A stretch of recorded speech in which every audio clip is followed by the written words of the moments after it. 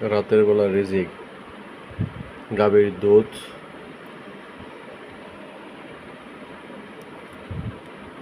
তারপর হচ্ছে ভাত, আলু আর উস্তা ভর্তা, টাইগার মুরগির মাংসের ঝোল,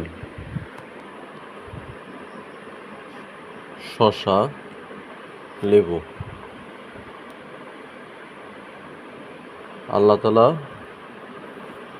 বান্দার রিজিক আল্লাহ তাআলাই দিয়ে থাকেন।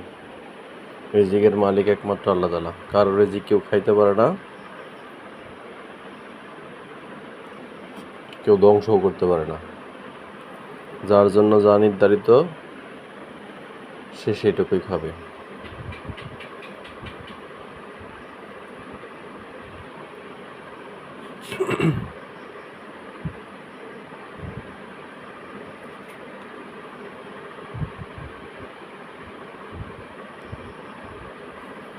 রিজিক দিয়ে থাকেন আল্লাহ তাআলাই। আর মায়ের হাতের রান্না 29 বছর ধরে খাওয়া।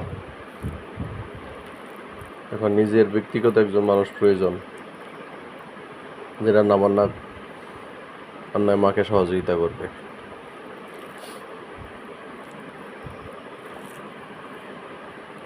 বিসমিল্লাহ।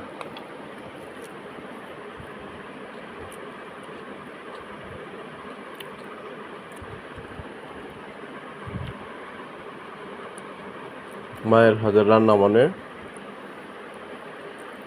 সেই স্বাদ।